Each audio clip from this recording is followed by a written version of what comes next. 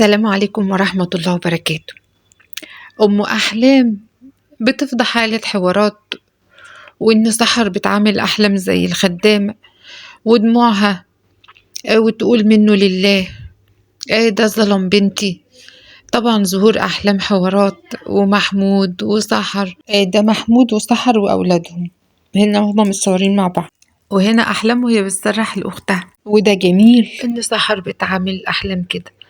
طيب ايه الجهاز اللي كان شاريه محمود لأحلام وبعدين رجع تاني في كلامه، وسر ظهور أحلام تاني مع نيرة وزياد، وزورة مع أولاد أم زياد؟ تابعوا النهاية في الفيديو هنا. بس من فضلكم لايك للفيديو، ولو مش مشتركين نتمنى تشتركوا في قناتنا المتواضعة. متابعين قناة حوارات وتكات، شرف ليا تواجدكم معايا، كل متابعين عيلة محمود وسحر وعيلة الحاج جابر وحمدي، وأهلا بكم في قناتي. اللي ما يعرفش عيلة حوارات، أحلام تبقى بنت محمود، أما سحر فتبقى مرات أبوها، يعني مرات محمود. طيب ايه الموضوع بقى؟ وليه أحلام سابت بيت محمود أبوها؟ مامتها بتقول هما كل شوية تقول لها قومي هاتيلي كوباية مية، سرحي البيت قبل ما تروحي الدرس، اعملي وسوي.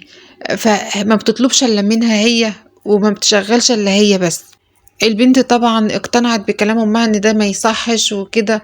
البنت سابت البيت وقعدت مع امها في المكان اللي انتوا شايفينه ده العادي خالص ده، وقالت انا عايزه اقعد مع امي وعايزه ابويا يصرف عليا وانا قاعده مع امي. هو قال لها لا، ترجعي البيت وتتربي في وسط اخواتك وتعيشوا مع بعض زي بعض، اللي هم ياكلوا منه انت تاكلي منه، اللي يلبسوا منه انت هتلبسي منه، وتعيشي في وسطنا مع مراتي سحر. الأم طلعت قالت اللي هي أم أحلام، قالت هو بيأجر الفيلا يتصور فيها، وبيأجر العفش علشان يقول ده أنا عايش بنتي في المكان ده وكده يعني. انما هو لما فيش الكلام ده، هو اساسا ما بيصرفش ولا مليم بيصرفوا على بنته. حتى لما اتخطبت مرضاش يقابل خطيبها. خطيبها لما اتصل عليه قال له يا عم انا عايز اقابلك، قال له انت خطبتها من مين؟ قال له خطبتها من امها.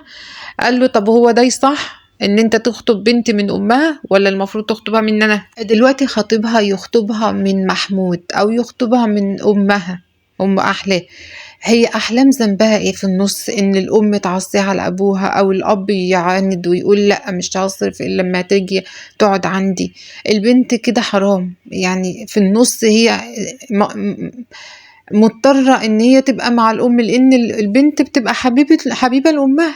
غير كده إن هي عايزة أبوها طبعا يبقى جنبها، واقف جنبها في وقت فرحها ووقت جهازها والحاجات دي كلها. فيعذر الأب، يعذر، والأم بلاش تضغط من الناحية التانية على بنتها. أنا منتظرة رأيكم في الحوار ده.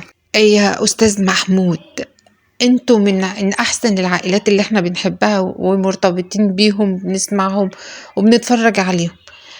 من فضلك احتضن بنتك أكتر من كده، وما يعني ما تاخدش البنت بذنب أمها ان هي خلاص انفصلت وكده، وان هي بتعصي بنتها عليكم. لا، بس انتوا قربوا من البنت، كل ما تقربوا منها طبعا هي هتتودد لكم تاني.